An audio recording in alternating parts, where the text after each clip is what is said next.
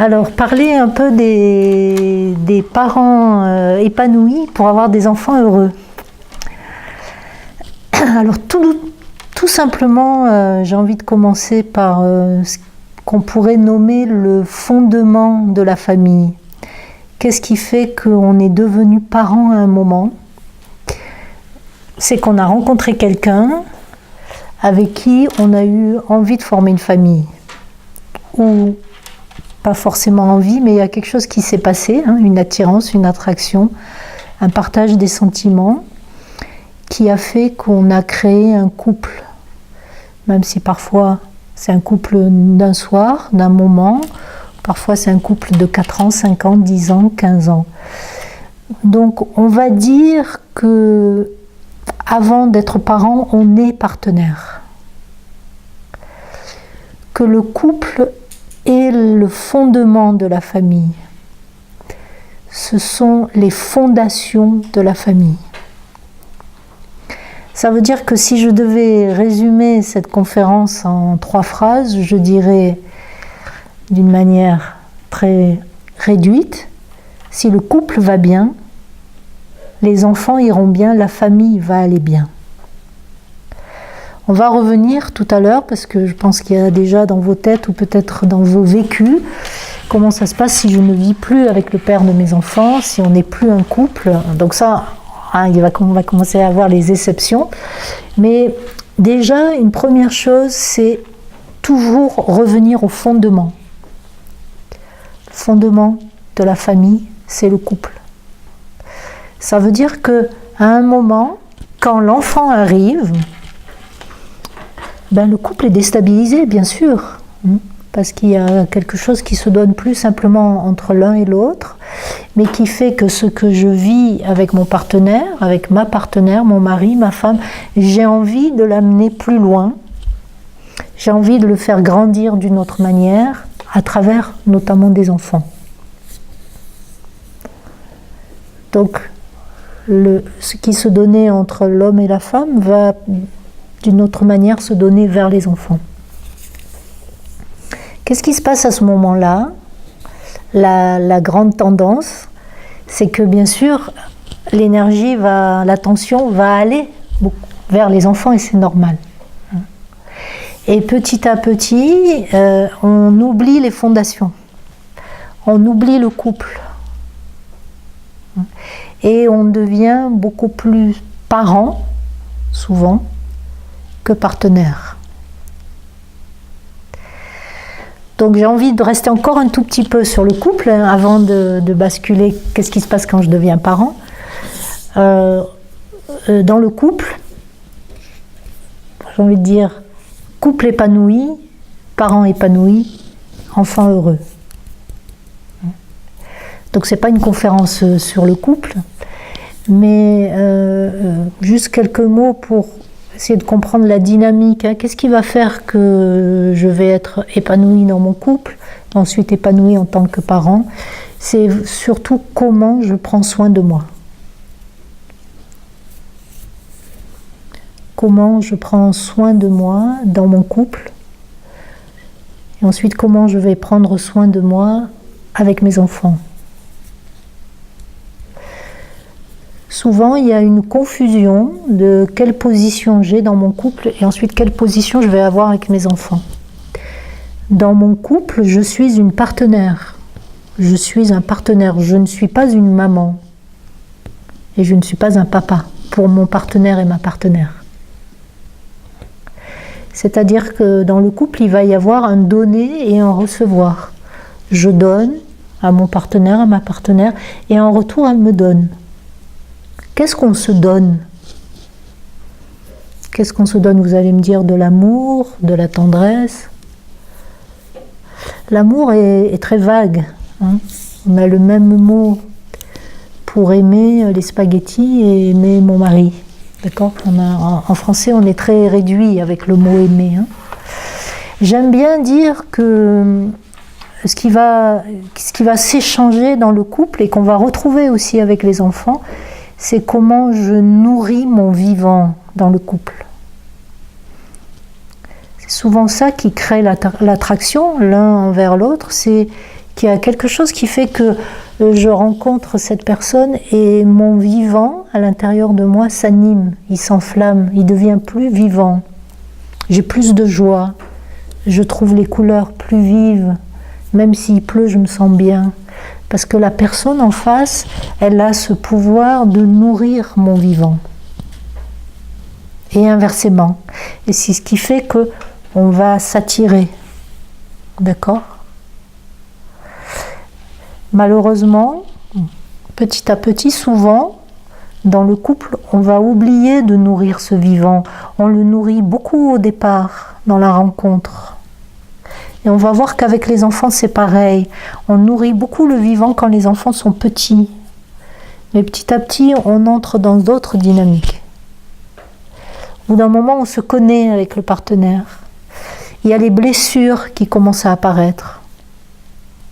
Et l'autre n'est plus là simplement pour nourrir mon vivant, mais il est aussi là pour prendre soin de mes blessures. Il va m'apporter quelque chose que je n'ai pas reçu. Il va venir conforter quelque chose que je n'arrive pas à conforter moi-même. Il va venir combler un manque, une solitude. Donc on a ce qui est vivant et on a ce qui est blessé. Et dans le couple, ça se mélange un peu. Et parfois, la blessure prend plus de place. Et puis, au lieu d'en prendre soin de la blessure chez l'autre, on s'est rendu compte qu'on peut appuyer aussi sur cette blessure. Et puis, on a un pouvoir, on a une action, on a trouvé le point faible chez l'autre. Et on commence à mettre en place des stratégies qui nous éloignent de plus en plus de notre vivant. Ok ? Donc, déjà, comment je nourris le vivant de mon couple ? Chacun et chacune, on est différents. Il y a énormément de manières de nourrir son vivant. Déjà, juste soi avec soi-même. Ça veut dire quoi, nourrir son vivant ? Ça veut dire comment je prends ma place avec ce que je suis. Comment je prends ma place avec joie, avec entrain. Comment je nourris mon vivant quand je vais au travail, quand je me repose. Qu'est-ce que j'aime faire ? Qu'est-ce qui me nourrit ? Qu'est-ce qui me fait du bien ? Mon vivant est très différent du vivant de chacun et chacune d'entre vous.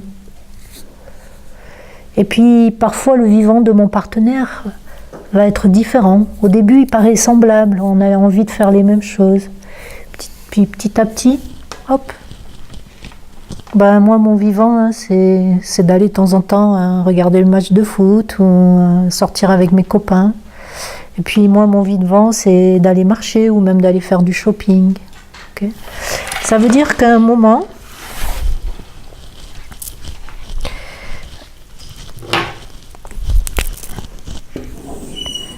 je fais 2 cercles comme ça, je ne sais pas si ça se verra à la caméra. Voilà. Ça va, vous arrivez à voir au fond. Admettons que ça ce soit elle et ça ce soit lui. D'accord ? Et ça c'est le couple, il n'y a pas encore les enfants. Hein. Il y a cet espace-là, au milieu, qui est un espace commun, qui va être l'espace du couple. Alors, ça serait intéressant, si on avait du temps, je vous demanderais, si vous êtes en couple ou quelqu'un, les mamans, là, qui sont avec leur bébé, de venir me dessiner comment elles imaginent leur couple. Parce que vous allez voir que cet espace qui est au centre, là, il peut être très, très différent. Il y en a où il va y avoir très peu. Et puis d'autres personnes, elles vont me dessiner pratiquement les 2 cercles l'un dans l'autre, où il y a beaucoup d'espaces communs. Ça, c'est l'espace du couple où à un moment, viendront les petits bouts de chou, les enfants. D'accord ? Mais pour l'instant, je ne les mets pas. Ok. Ça, c'est l'espace commun dans lequel, comme on l'a dit tout à l'heure, la première chose qui va être importante, c'est nourrir le vivant. À quoi ça sert que je passe ma vie avec quelqu'un s'il ne me nourrit pas dans mon vivant ? Vous allez me dire, parce qu'il me protège, parce qu'elle me fait à manger, parce qu'elle lave mon linge. Okay. C'est une manière de prendre soin de son vivant aussi. Hein. Mais vous voyez qu'on parle d'un vivant qui est encore plus vivant. Comment je vais nourrir ce vivant à l'intérieur de mon couple? Ben, c'est aussi grâce à ce que je vis là, qui ne fait pas partie de mon couple. Ok?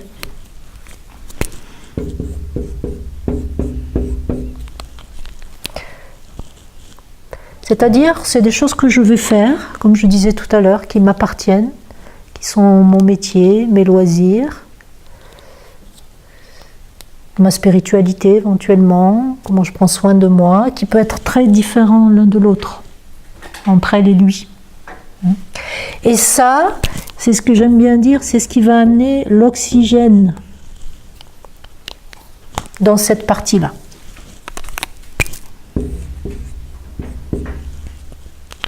C'est les fenêtres qu'on ouvre pour qu'il y ait des choses extérieures qui rentrent dans le couple et qui fait que là, ça devient vivant.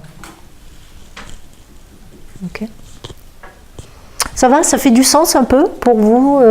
C'est peut-être des choses que vous connaissiez déjà. Hein. Mais voilà, ça pour moi, ce sont les fondations. Toujours revenir à ça. Puis là, tout d'un coup, je deviens parent. Hop. Il n'y a plus simplement elle et lui, il y a aussi les autres, les enfants, qui sont à la fois elle et lui, qui viennent là dans cet espace. Okay. J'aime bien prendre cette image. Pendant longtemps, j'ai eu une source dans le jardin. Il y en a beaucoup, comme je pense, hein, du côté de Saint-Geoire aussi. J'habite à Lucinge et il y avait une source dans le jardin. Cette source, elle était agréable, elle coulait, on pouvait de temps en temps aller boire. Et un jour, on a décidé de faire une mare, c'est-à-dire de faire quelque chose avec cette source. On a créé une mare dans laquelle il y a des poissons, il y a des végétaux, il y a des grenouilles. Et puis tout d'un coup, on pourrait imaginer que cette mare, avec tout ce qu'elle contient de vivant, ce sont les enfants. Et on oublie qu'ils viennent de la source. Puis tout d'un coup, on dit, il y a quelque chose qui ne va pas dans la mare. Il y a trop de ceci, il n'y a pas assez de ça, il n'y a pas assez d'eau, l'eau n'est pas assez claire, il y a trop d'algues. Et on se focalise sur la mare. Et puis on oublie d'aller voir comment va la source. Parce que c'est la source qui alimente la mare. Donc quand il y a des choses difficiles avec les enfants, pensez à vous dire, j'en suis où avec la source? J'en suis où dans mon couple? Je vais prendre un petit moment pour les personnes qui sont seules. J'en suis où dans mon couple? J'en suis où dans mes fondations? Et si je garde cette image de la mare et de la source, mais je pourrais aussi m'imaginer, mais la source, elle sort là, mais elle vient de la montagne. Et la montagne, c'est comment je prends soin de moi. Hein, qui fait que l'eau peut arriver jusqu'à cette source et nourrir cette mare avec toute cette vie dedans.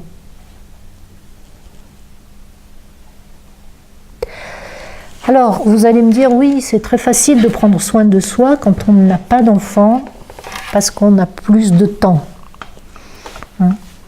Donc, prendre soin de soi, ça a à voir avec le temps qu'on a à disposition. On va y revenir. Hein? Qu'est-ce qui se passe quand, on le voit, hein, quand les bébés sont dans le ventre de la maman, ils ont besoin de rien, tout est donné. Hein. Et vous les mamans, vous pouvez encore prendre soin de vous, il n'y a presque rien à faire. Okay? Dès que l'enfant naît, il est extrêmement vulnérable. À ce moment-là, la fonction des parents, elle est à 100%, en tout cas pour la maman, être maman. On a vu une ministre mettre au monde un enfant et une semaine après être au ministère. Hein. Je ne sais pas comment elle a fait, mais dans notre physiologie de femme, dans la physiologie de la femme, tout est tourné à ce moment-là pour l'enfant. D'accord ? Ça, en général, ça dure 2 ans. C'est-à-dire que pendant les 2 premières années, l'enfant est extrêmement dépendant de sa figure d'attachement. Et si on regarde la maman, en général c'est plus la maman qui va le ressentir dans son corps, c'est extrêmement dur pour une maman, je pense qu'il y en a ici dans la salle, par exemple juste de laisser l'enfant qui a moins de 2 ans à la crèche. Je vois une dame qui me fait un grand sourire, d'accord ? Parce qu'il y a quelque chose dans la physiologie qui dit c'est pas possible.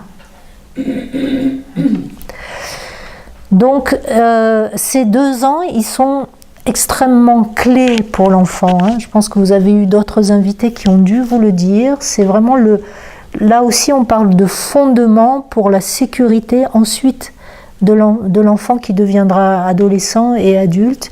Ça se joue vraiment dans ces 2 premières années de comment il est relié à sa figure d'attachement. Là, le papa, il ne sait pas trop où se mettre. Sauf si lui, il devient la figure d'attachement, ce qui devient de plus en plus le cas. La maman décide de travailler, le papa, il dit, bon, c'est moi qui vais être la plupart du temps avec l'enfant. Et à ce moment-là, il devient figure d'attachement. Mais sinon, c'est plutôt la maman. Dans les générations précédentes, c'était essentiellement elle. Donc le papa, il ne sait pas trop où se positionner. Okay. Il dit... J'attends que ça se passe, j'attends qu'elle défusionne. Mais souvent, qu'est-ce qui se passe à ce moment-là ? Déjà, le couple, il est perturbé. Parce que la maman, elle reforme, elle est en train de former un nouveau couple dans cette fusion. Okay. Donc même là, même dans ces premières semaines, dans ces premiers mois où le bébé, l'enfant, a besoin à 100% de sa figure d'attachement, de ses parents, il faut garder ce lien avec le couple. Et ça, c'est beaucoup aux mamans à y penser. Parce que les papas, ils y pensent. Ils voient la partenaire, la femme qui allait, ils le voient, ce couple. Il est là, sous ses yeux. Et puis il se dit, mais... c'est mon enfant, c'est ma femme, je ne vais pas me plaindre. D'accord ? Mais d'une certaine manière, il peut se tourner vers les enfants qui sont déjà là, par exemple, et augmenter son lien avec ces enfants-là. Mais c'est à la mère de sentir qu'elle a déjà un couple. Et que même si elle doit beaucoup donner parce qu'elle allait, parce qu'elle est très présente pour son enfant, je vous invite à ne pas oublier le partenaire, à ne pas oublier le fondement, le couple.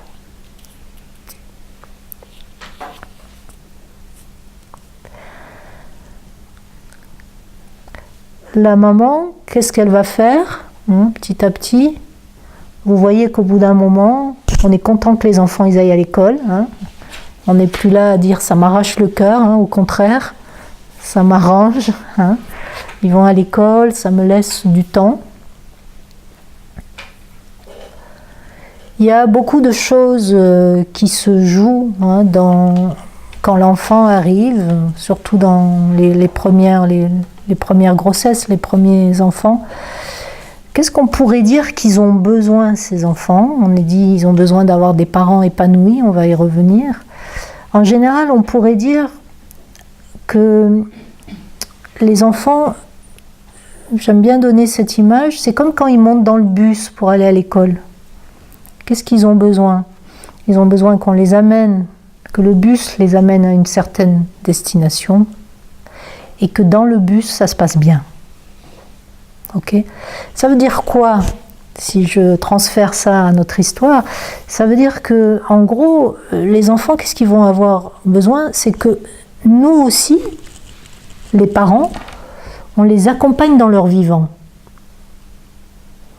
C'est-à-dire qu'on leur permette de se développer en tant qu'enfants, de développer leur vivant, ce qu'ils sont. Okay, ce qu'ils vont devenir, c'est-à-dire la station où ils vont aller. On ne sera plus là. Okay, donc qu'ils puissent développer ce vivant. C'est ce qu'on pourrait dire les aimer, leur donner de l'amour, les faire se sentir bien, mais les faire se sentir bien comme eux, ils ont besoin. Ok ? Et ensuite, il y a une autre chose que je vais avoir besoin, c'est que ça se passe bien dans le bus, c'est-à-dire un sentiment de sécurité. Souvent, on oublie que les enfants ont autant besoin de sécurité qu'ils ont besoin d'amour.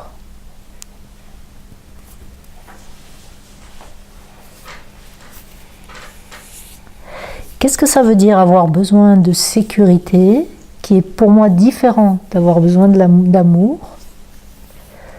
C'est que quand je monte dans le bus, je peux voir que le chauffeur il va bien. Que j'ai pas à me soucier de est-ce qu'il a suffisamment dormi, est-ce qu'il est sobre, est-ce qu'il a pas mal à la tête, est-ce qu'il se rappelle les panneaux de signalisation. Non, je monte dans le bus et je suis tranquille. J'ai confiance qu'on va m'amener dans cette destination. Imaginez un enfant qui monte et le chauffeur de bus serait très gentil, plein d'amour. Hein, comment tu vas ce matin? Ça s'est bien passé et tu sais, moi, c'est le chauffeur du bus qui parle.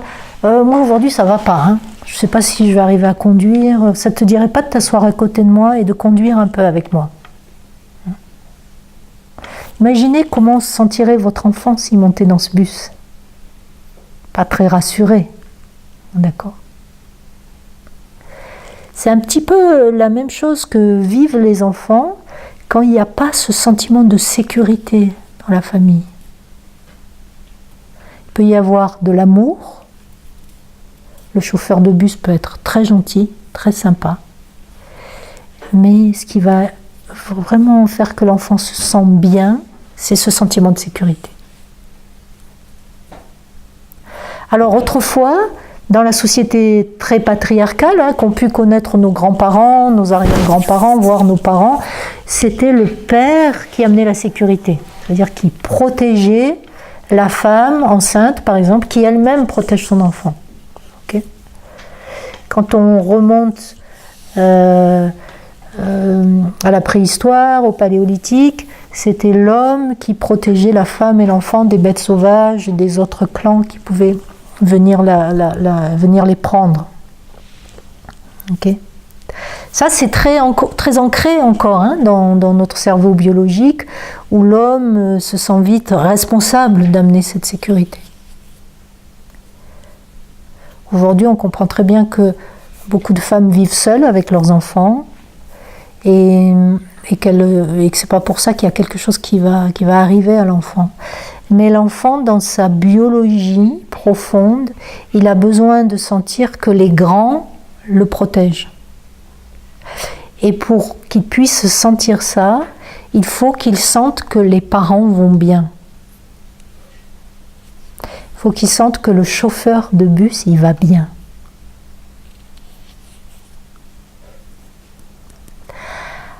Aller bien, ça ne veut pas dire être super papa et super maman.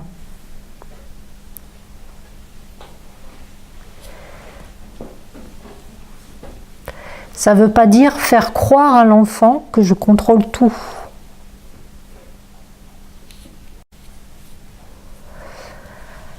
Aller bien, ça veut dire j'embrasse ce que je vis. Et malgré ce qui m'arrive, je reste le parent.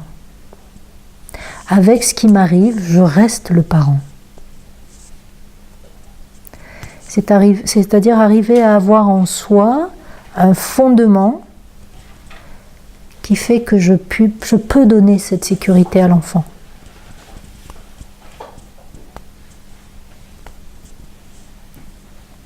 C'est-à-dire, si je reviens à mon image du conducteur de bus, c'est ah oui, aujourd'hui j'ai un petit peu mal à la tête, mais ne te fais pas de soucis, hein. Même avec un mal de tête, je peux conduire le bus.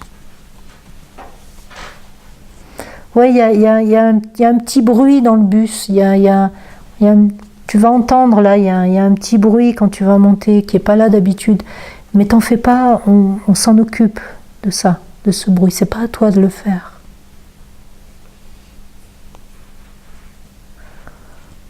Ok.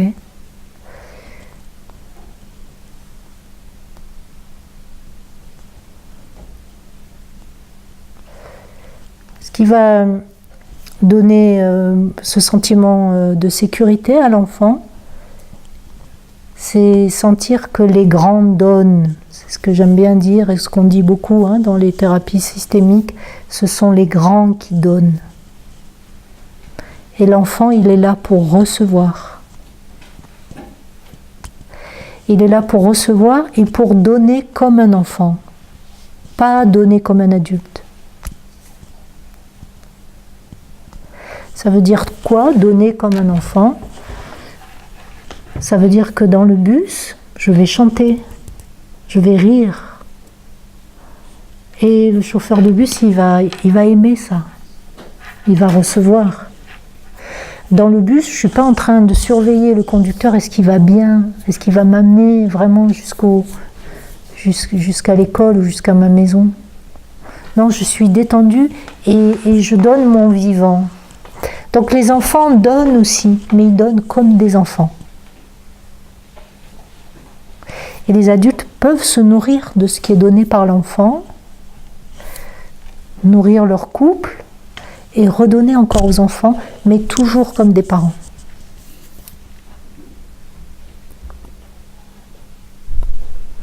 Alors, on revient un peu quand même, par moments je m'éloigne un peu à notre thème, parents épanouis. Je crois qu'il y a une chose qu'il faut lâcher très rapidement, j'aimerais vous inviter à imaginer qu'on pourrait lâcher ça très rapidement, c'est de vouloir être des parents parfaits.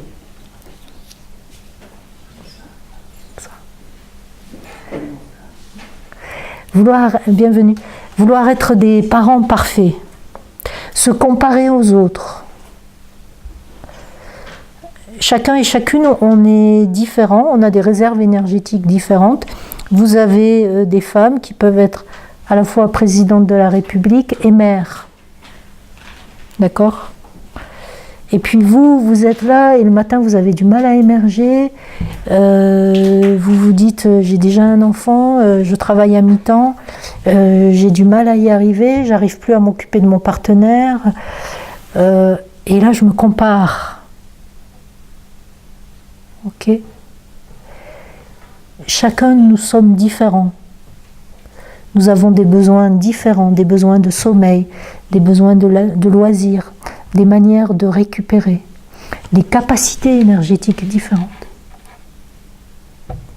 Et nourrir son vivant, c'est reconnaître que je suis unique. Et que la manière dont y arrive une autre maman ou un autre papa, c'est sa manière à lui. Et ce que je fais, ce que je donne à mon enfant a beaucoup de valeur. Même si j'ai l'impression que je pourrais faire beaucoup plus. Nous sommes malheureusement, dans les sociétés occidentales, dans un environnement qui demande beaucoup. Qui nous demande à activer nos activistes. C'est-à-dire ces parties de nous qui sont dans le faire et le faire.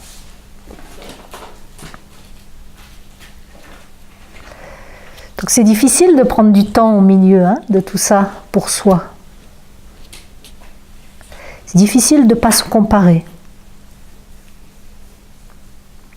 Dans les sociétés traditionnelles, que font les mamans? L'enfant naît, elles mettent dans un petit tissu, dans le dos ou sur le ventre, et elles continuent leurs activités. Elles vont au champ, elles sont à la cuisine. L'enfant s'adapte à ce que vit la mère. Elle change très peu de choses à son vécu. C'est comme ça qu'on a vécu pendant des milliers d'années, l'enfant dans le dos, sur le ventre, et je continue à avoir mon activité. S'il y a des fêtes le soir au village, je le prends, il dort contre moi, et je ne me soucie pas de l'heure ni du temps, il est avec moi. Aujourd'hui, c'est très différent. L'enfant ne s'adapte pas à la vie des parents. Il s'adapte bien sûr, hein, mais c'est surtout les parents qui vont organiser leur vie autour de la vie de l'enfant. Trouver une crèche, trouver quelqu'un pour le garder si je décide de travailler. Mais même si je ne travaille pas, peut-être avoir moins de loisirs, moins de possibilités, moins de sorties, moins de rencontres. Plus tous les livres que j'ai lus sur ce qu'il faut faire et ce qu'il ne faut pas faire, et que ma mère ne m'a pas forcément transmis, qu'elle n'a pas reçu de sa propre mère. D'accord ? Donc c'est pas facile, c'est pas facile. L'enfant, plus il va sentir que je m'oblige autour de lui, plus ça lui fait porter un poids.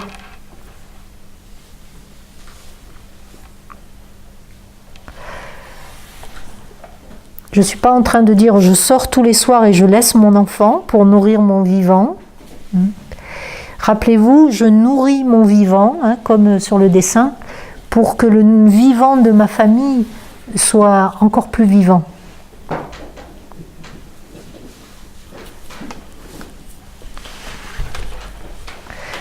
Donc l'enfant, il va être content si je fais des choses pour moi, si mon couple vit des choses,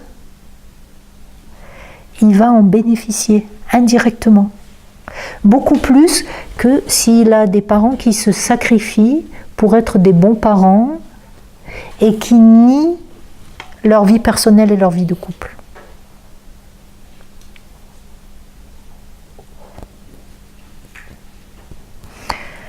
Là, je vais rentrer plus dans le détail, hein, des petits conseils que je donne souvent en consultation, quand j'ai des familles ou surtout des couples. C'est noter sur l'agenda, même si on a un enfant tout petit, noter sur l'agenda la rencontre de la semaine avec le partenaire. De la même manière que je vais noter mon rendez-vous chez le dentiste, un rendez-vous important, je note sur l'agenda. Cette soirée, on note tous les deux, cette soirée elle est pour nous. Même si on reste à la maison. Mais on décide que dans ce cataclysme qu'est la naissance d'un enfant, on garde le lien avec le couple. C'est encore mieux si on peut sortir. Parce qu'il y a quelqu'un qui va veiller sur l'enfant et on n'est vraiment plus un couple de parents, on redevient un couple de partenaires.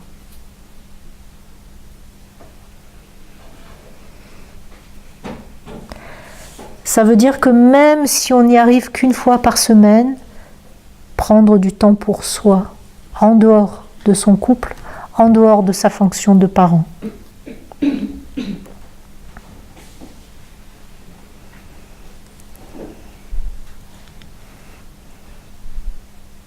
Oh là là, est-ce que je suis une mauvaise mère ? C'est la chose, souvent, c'est la critique la plus constante que je rencontre chez les parents. C'est ce sentiment beaucoup plus fort chez la femme que chez l'homme. Certainement parce que la femme, vous l'avez bien compris, de tous ces derniers millénaires, c'est elle qui était responsable de l'enfant et de son côté émotionnel, de s'il allait bien, s'il n'était pas malade. L'homme, qu'est-ce qu'il faisait ? Il amenait des ressources, il allait à la chasse, hein, et il ramenait le gibier, il construisait la maison, il faisait que ça se passe bien. Donc cette histoire de « je suis une mauvaise maman », je la rencontre beaucoup plus que « je suis un mauvais papa ». On le sent, ça commence à arriver, je suis un mauvais papa, mais c'est beaucoup plus fort, c'est très rapide, ça vient très vite dans le cerveau de la femme. Est-ce que je suis une mauvaise mère ? Parce que par moments, j'ai envie d'être seule, j'ai envie d'aller faire ce qui me plaît, et ça me fait plaisir de laisser mon enfant à ma belle-mère, à une nounou. Est-ce que je suis une mauvaise mère ? Ça, c'est vraiment, hein, c'est ce regard du patriarcat qu'on porte, hein, c'est que la fonction de la femme, c'était avant tout d'être une mère. Et du moment qu'elle était mère, elle devait se dédier à ça corps et âme. Donc on a ces flèches, ces pointes de nos ancêtres, ces patriarches, qui nous ont fait sentir comme ça. Et c'est encore là. Mais un enfant, souvenez-vous quand vous avez été enfant, qu'est-ce qui nous faisait plaisir? C'était d'arriver à la maison et de trouver une maman qui avait passé une bonne journée, qui était heureuse, qui était contente. C'était de sentir que mon père, il est aussi quelqu'un d'autre qu'un père. C'est-à-dire qu'il y a de l'oxygène, qu'il y a du vécu. Pourquoi? Parce que les parents sont les premiers modèles pour les enfants. Et on a envie d'être un modèle de quoi?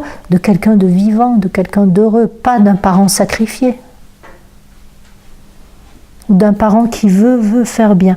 Quand je veux faire bien, j'ai pas amené ma petite peluche, quand je veux faire bien, je suis là. Mettons que ça c'est l'enfant. Quand je veux faire bien, je ne suis pas là avec l'enfant. Je suis là parce que je veux faire mieux que ma mère. Je vais réussir là où elle a échoué. Je veux faire mieux que mon père. Je serai présent, lui, il a été absent. Vous voyez, je suis là, je suis dans moi. Je suis dans mes doutes, je suis dans mes peurs. Je ne suis plus là. Ce qu'ont besoin les enfants, j'ai l'impression, c'est qu'ils ont besoin qu'on soit là avec eux. Même si je suis un peu triste, même si j'ai des doutes, je suis là. Du moment que je suis là, je me sens coupable, ou je me sens pas bien en tant que partenaire, je suis fatiguée, j'en ai marre, je me nourris pas, je prends pas soin de moi, et je suis là, l'enfant il le sent. Et il crie là-bas, il crie, il manifeste, il appelle.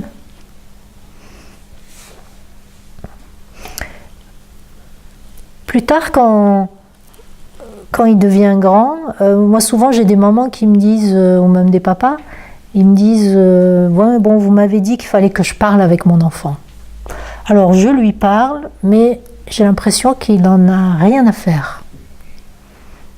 Que je pourrais parler au mur, ça serait la même chose. Et je leur dis non, ça ne serait pas la même chose.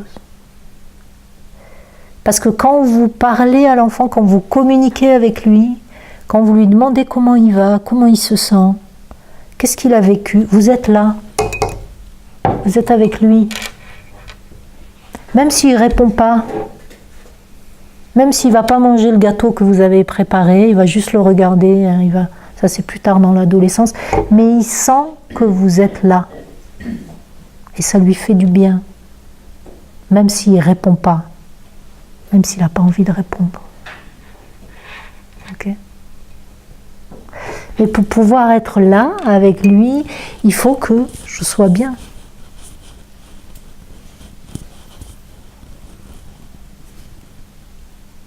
Alors j'aimerais juste prendre un petit moment pour les couples qui ne sont plus ensemble.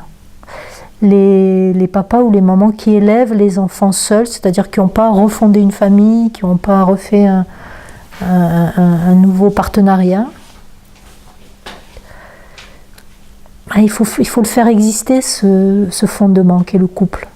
Même si aujourd'hui, il n'existe plus. Mais il a existé. Même 6 mois, même 1 an, même 2 ans, il a existé. Et faire sentir à l'enfant quel vivant lui a donné naissance. C'est difficile parfois parce qu'on est en conflit. Parfois on est dans des procès, des procédures de divorce, de garde d'enfants. Et je vois des gens qui me disent, mais là pour l'instant je lui trouve j'ai aucun souvenir agréable avec cette personne-là. Et pourtant il va falloir les retrouver, ces moments. Cette attraction qu'on a eue vers l'autre, qui a fait que je me suis unie à lui et qu'un enfant est né. L'enfant a besoin de cette histoire. même si elle n'existe plus aujourd'hui. Il n'a pas besoin qu'on lui mente.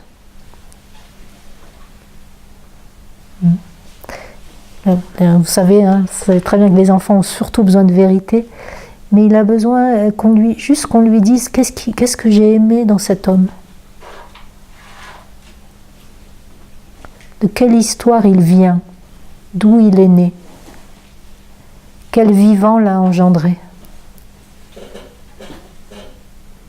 Ça peut être des fois, tiens, ce restaurant, on aimait bien y aller avec ton père quand on s'est connus. Juste ça. Hop, là on refait des petites fondations pour l'enfant. Tiens, dans ce restaurant, une fois, mes parents sont venus et ils étaient heureux tous les deux. Et moi, je viens de ce bonheur-là.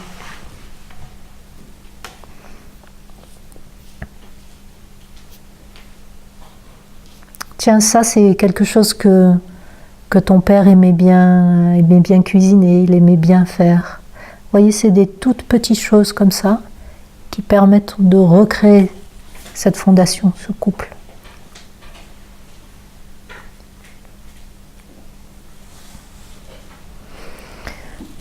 Ça va? Est-ce que ça fait un peu de sens tout ça pour vous? Oui. Je regarde un peu ce que j'avais aussi encore envie de partager avec vous.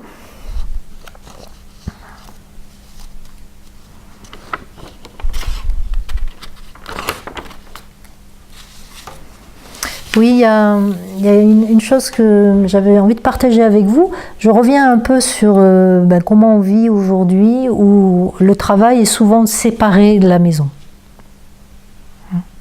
Donc on a une espèce de monde qui est fait, qu'il y a la famille, le lieu de la maison, hein, et puis il y a le lieu du travail. Et pour certaines personnes, il y a le lieu des loisirs, hein, là où je vais nourrir mon vivant, par exemple. Ce qui va être intéressant, c'est que l'enfant, il se sente relié à tout ça. Autrefois, comment ça se passait? Souvent, les lieux de travail étaient proches des lieux de vie. C'est-à-dire, soit on était d'un milieu paysan, donc les enfants allaient au champ. Moi, je viens d'une famille paysanne, donc ça se passait tout autour de la maison. Donc le travail, c'était dans la maison, hein, on était là.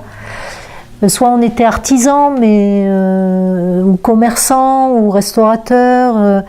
Les enfants avaient accès beaucoup plus facilement au lieu de travail des parents. C'est beaucoup, beaucoup moins le cas maintenant. Et on oublie de faire ce lien avec les enfants. Comment on peut le faire? Tout simplement en amenant l'enfant de temps en temps sur son lieu de travail. Là-bas, je suis quelqu'un qui travaille, je suis une femme qui travaille. Mais quand je suis là-bas, regarde, j'ai des photos de toi, j'ai tes dessins que tu m'as fait, j'ai le petit bricolage de la fête des pères qui est là. Et tu es avec moi aussi quand je suis là-bas. C'est pas séparé. C'est arriver à relier tout ce que je suis à l'intérieur de moi pour que pour l'enfance, ça reste relié. Maman, elle part, mais je sais où elle va. J'y ai été là-bas. Et j'arrive à la situer dans son monde. Et j'ai vu aussi qu'elle a des parties de moi avec elle. Ok ?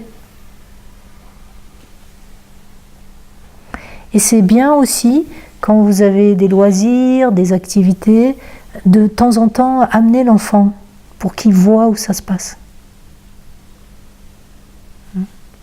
Pour qu'il ait une représentation. C'est-à-dire qu'à ce moment-là, je ne me sépare pas moi-même. Je reste la même personne. Et l'enfant va apprendre à me voir en dehors de mon rôle de père ou de mère. Il voit qui je suis, comment je suis en dehors de ce rôle.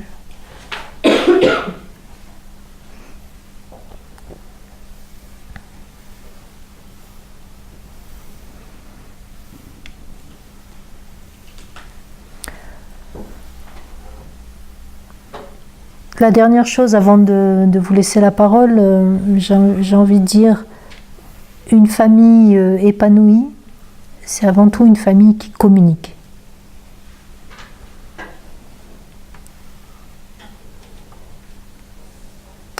L'enfant, il est sensible à ce qu'il reçoit, comment on prend soin de lui, comment on le protège, mais il est aussi sensible à ce qui n'existe pas. Quand je dis à ce qui n'existe pas, ça veut dire à ce qui me manque à l'intérieur, à ce qu'on me cache, à ce que je lui cache. Les enfants, ils ont des antennes. Comme le petit garçon, quand il monte dans le bus, il voit tout de suite que le chauffeur, il n'est pas comme hier, même s'il a le même sourire. Il y a quelque chose qui est différent. L'enfant, il le sent. Si on ne pose pas des mots dessus, ça l'inquiète.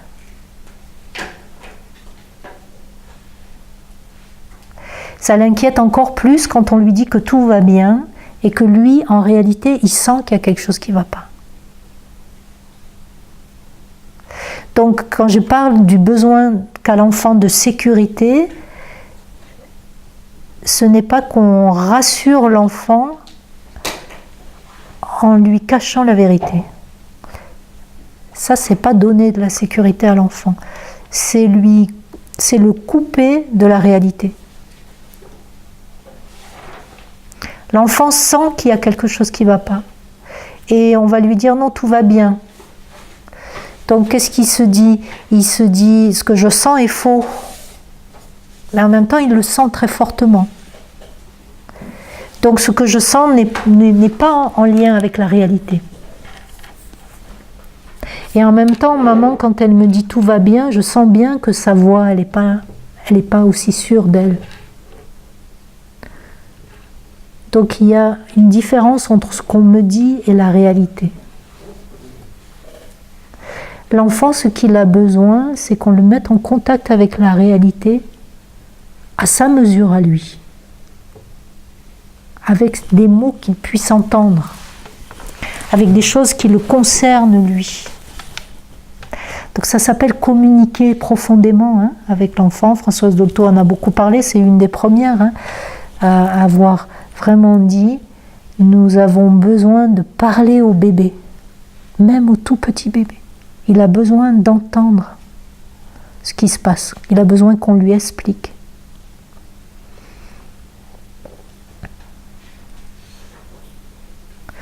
Donc une famille où on communique, un couple où on va communiquer, où l'enfant voit que dans le couple ça communique. On se dit les choses, on explique les choses.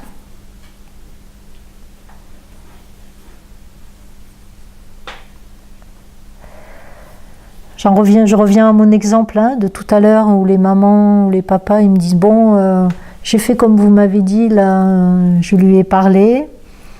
Bon, il me répond pas, il met ses écouteurs ou il me dit oh maman tu me saoules avec tes histoires.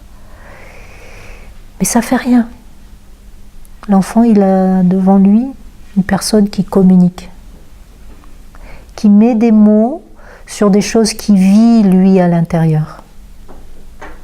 Un enfant souvent, surtout avant 8-9 ans, il a du mal à mettre des mots sur ce qui se passe à l'intérieur de lui. Nous, c'est facile, un peu plus facile les adultes, parfois, pas toujours pour tout le monde, mais déjà on peut un tout petit peu dire oui, je suis en colère, je suis triste, j'ai un nœud dans le ventre, c'est parce que j'ai un rendez-vous important demain.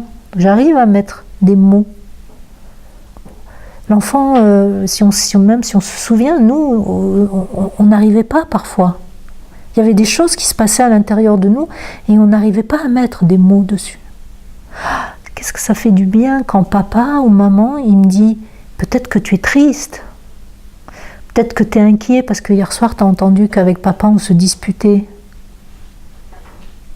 Et peut-être que ça t'inquiète. » Même si l'enfant dit « Oh, tu m'énerves », il a entendu qu'on était là avec lui. Qu'on a des mots pour décrire qu'on le connaît, que c'est notre enfant. Qu'on ne sait pas simplement qu'il aime les spaghettis à la bolognaise ou la crème au chocolat, mais qu'on sait aussi que le dimanche soir, il a un petit nœud au ventre parce que le lendemain, c'est la classe. Donc, n'oublions pas de montrer aux enfants qu'on les connaît aussi dans leur profondeur.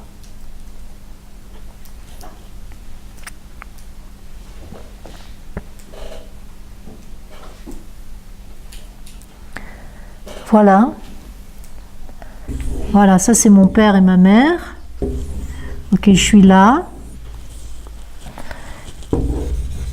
Ok.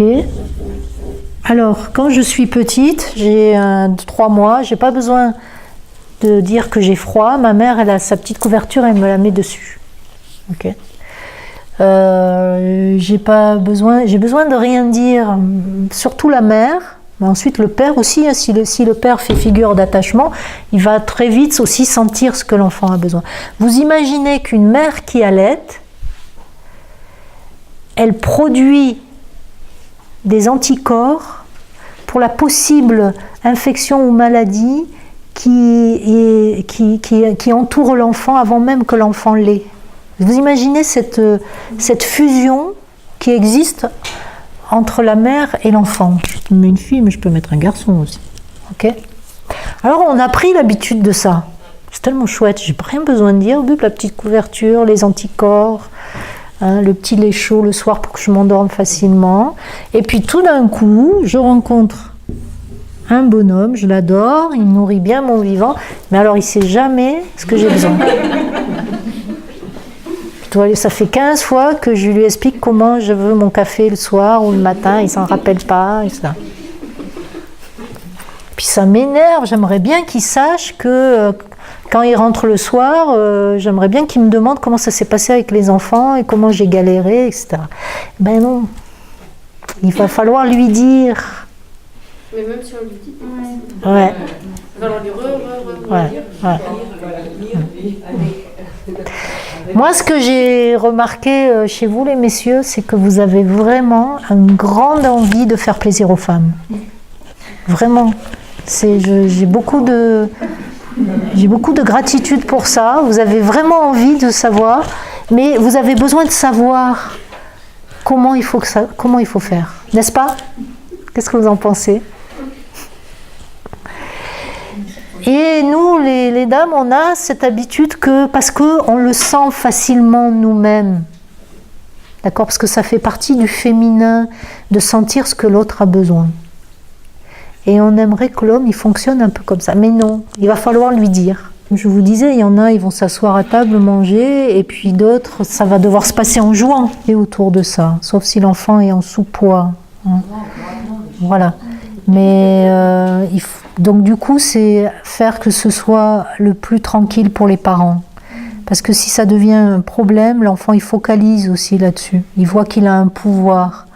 Hein, il a un pouvoir d'énerver les parents avec ça.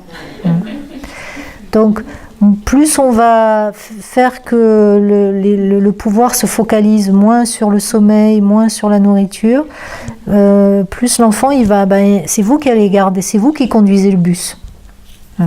C'est pas lui. D'accord ? Donc des fois, il faut mieux que l'enfant, il mange quand il veut, plutôt que le repas devienne une guéguerre. J'ai pu expérimenter, c'est que lui aussi, il vit des choses, l'enfant, et qu'il a besoin de les lâcher, ces choses-là. D'accord ? Et souvent, il rentre, il a de l'agressivité, il a eu des frustrations à l'école, il y a des choses qui ne se sont pas passées, et il a besoin de vider ça. Et on doit être dépendant. Alors moi, ce que j'aime bien proposer aux parents, c'est les soirées colère, les soirées punching ball, ou les soirées oreillers, voilà. C'est-à-dire qu'il y a une hygiène à libérer ses émotions.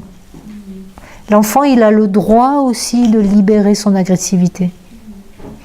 Et comme dans l'école, il y a de moins en moins d'activités physiques, et que même les activités physiques, elles sont très contrôlées, Il n'y a pas vraiment, et que l'enfant il vit en ville, dans un appartement, il ne peut pas sortir et courir autant qu'il voudrait. Donc c'est très contenu chez l'enfant finalement. Et il faut vraiment proposer des moments où l'enfant peut vraiment faire le fou, libérer ça, et que vous aussi vous puissiez le faire avec lui. Donc c'est des soirées où on dit, bon, moi aujourd'hui j'ai été en colère contre ça, contre mon employeur, contre mon collègue de travail, contre quelqu'un qui m'est rentré dedans dans la voiture. Bon, toi, tu as été en colère avec quoi? Ah ben moi hier, voilà, bon, chacun dit, et puis là, on se met en colère tous ensemble. Voilà.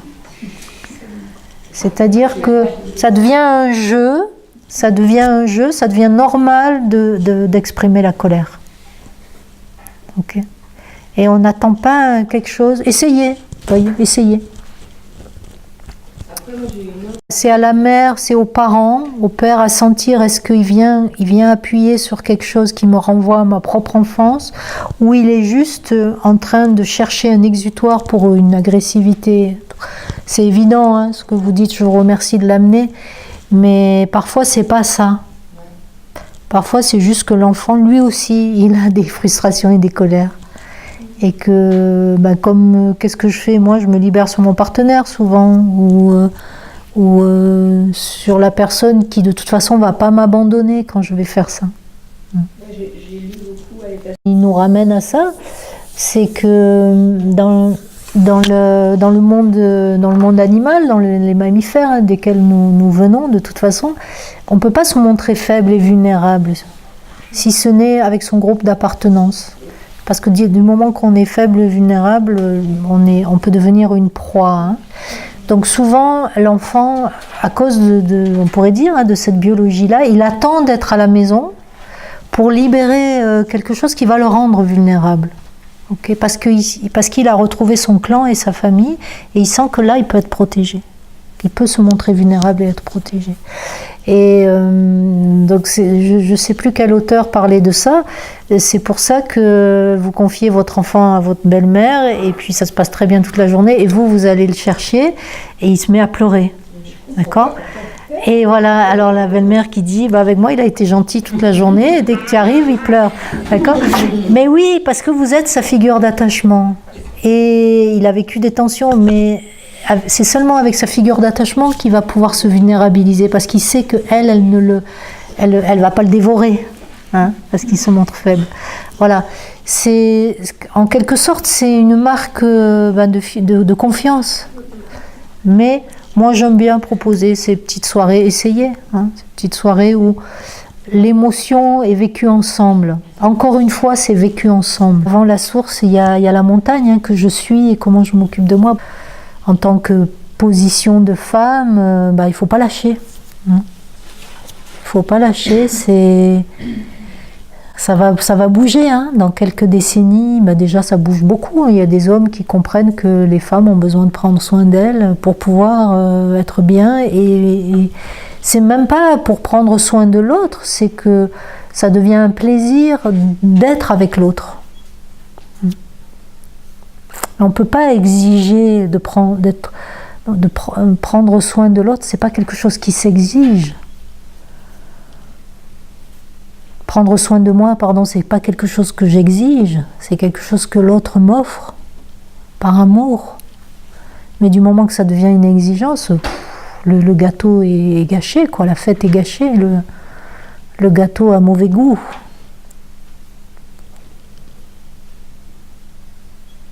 Il ne faut pas lâcher, hein. Faut lui dire, je vois que tu es comme ça, je vois que tu es inquiet, il y a une inquiétude derrière, hein. Est-ce qu'elle va partir, qui elle rencontre dans ces lieux où je ne suis pas. Travailler, c'est une manière d'être dans le vivant, d'être dans le plaisir, et puis quand ils rentrent le soir, ils ont envie, pas forcément d'aller voir des copains. Ça peut être une dynamique, hein. Après, il y a d'autres dynamiques, ce sont des hommes qui sont passés très vite du cocon familial au couple. Et du coup, qui ont eu beaucoup la satisfaction de leurs besoins grâce à l'autre. que ce soit les parents, et ensuite c'est l'épouse qui prend le relais. Donc ils peuvent être, ils peuvent être très vite perdus dans quand je suis sans l'autre, comment je prends soin de moi. Donc ça, c'est souvent pour des hommes qui n'ont pas vécu seuls, par exemple. Pourquoi? Parce que quand je quitte le cocon familial, si je vis quelques années comme étudiant, seul, déjà j'apprends à sortir avec les autres, j'ai des copains, je sors, j'ai des activités. Mais il y a des hommes, ils n'ont pas ça. Ils ont la famille, bon, ils ont des amis, mais il y a toujours l'autre. Il y a toujours l'autre pour prendre soin de moi. Alors moi, il me dit aussi que ses besoins... Il n'y a pas de normes. Hein. Il y a des hommes qui sont très, très famille, hein, qui sont nourris par la maison, par la famille, mais il peut pas vous empêcher à vous d'avoir d'autres besoins. C'est ça, hein. Ça veut dire qu'à ce moment-là, il dit... moi je reste tranquille à la maison avec les enfants, et puis toi si tu veux sortir, je reconnais et j'honore tes besoins et tes envies. Je pense que c'est tout un ensemble, hein. C'est peut-être les hommes, souvent on leur reproche de ne pas assez s'investir, mais la responsabilité de la femme c'est de moins s'investir. C'est ensemble, hein. Ça veut dire qu'il y a un moment, où c'est la pagaille un peu. Ok, je me désinvestis, tu te débrouilles, désolé, mais moi je n'ai pas prévu d'aller chercher les enfants, etc. Il va y avoir des moments de flottement, mais si la femme elle ne lâche pas, l'homme il n'arrive pas à rentrer. Mais elle ne veut pas lâcher parce qu'il n'est pas encore rentré, vous voyez. Et il n'y a rien de grave qui va se passer. Peut-être qu'il y aura de toute manière quelqu'un qui ira chercher la petite. Mais il faut oser ces moments de pagaille pour que ça se renverse d'une autre manière. Et parfois, malheureusement, c'est à travers des fois des épreuves comme une maladie où tout d'un coup la femme elle peut plus, elle n'y arrive plus. Et là, l'homme il est obligé de s'investir. Il est obligé de s'en rappeler de l'agenda. D'accord? Donc pourquoi il ne s'en rappelle pas tellement? C'est parce que vous gérez bien. Oui. Ouais. Ça lui convient bien. Ouais. Et ça lui convient bien. Donc il y a un moment, c'est comme le bateau, quand on change de cap, je ne sais pas si vous avez déjà fait la voile, et des fois vous prenez la baume sur la tête, il y a tout qui se renverse dans le bateau, et après, oups, ça reprend une nouvelle direction. Ce moment-là de flottement, il nous fait peur un peu. Il nous fait peur. Ouais. Petite chose, elle reste petite s'il y a quelque chose de plus grand. Toutes ces petites choses, elles deviennent grandes s'il n'y a rien d'autre à côté. Ça veut dire, je reviens toujours, et puis peut-être on peut conclure sur ça, ce que j'ai essayé vraiment de dire au départ, c'est nourrir le couple. S'il y a toutes ces petites choses, mais à côté j'ai des grands moments avec mon partenaire, des moments où on se retrouve, où on sent de nouveau le lien, où on nourrit le vivant, où on a de la sexualité, où on est bien, ces autres choses, elles resteront petites. C'est des petits tracas, j'ai envie de dire. Okay ? Mais s'il n'y a rien d'autre à côté, ces petits tracas, ils s'additionnent. Et il crée de la frustration, de la non-reconnaissance. Et comme il n'y a rien d'autre à côté, c'est ça qui prend le dessus. Donc, quand il y a de la douleur, rappelez-vous, la première chose, pas la vivre seule. Que ce soit pour les enfants ou pour les adultes. Si vous n'arrivez pas dans votre couple, vous vous faites aider. Un enfant, quand il va traverser une douleur, soit la séparation des parents, ou même un handicap, une maladie, ou le décès d'un petit copain à l'école, il a besoin de se sentir que sa souffrance, elle est portée par l'ensemble du groupe, par l'ensemble de la famille. D'accord ? Et ensuite, la deuxième chose, j'ai oublié, la souffrance. Et ensuite, vraiment, garder vraiment le vivant, garder le lien avec le partenaire. quelque chose qui soit plus grand que cette souffrance. Arriver à, même quand il y a de la douleur, hein, il y a des couples où voilà, l'enfant vit une longue maladie. Comment un couple il survit à ça? Où toute l'énergie elle doit aller vers l'enfant qui traverse une maladie, par exemple. Ben, c'est de se dire que malgré ça, malgré cette douleur et malgré cette souffrance, on va nourrir du vivant. Qu'on a le droit aussi d'avoir ces bons moments qu'on peut mettre dans une sorte de banque imaginaire, hein, qui va faire que quand j'ai les petits tracas, je me rappelle que samedi prochain, on va passer un bon moment tous les deux. Et que ça, c'est plus important. Ok, ça va si on s'arrête là, Julie? Oui. Merci beaucoup. Je vous souhaite un bel été, des beaux accouchements pour les mamans là, et beaucoup de plaisir et de force dans les difficultés. Voilà. Merci.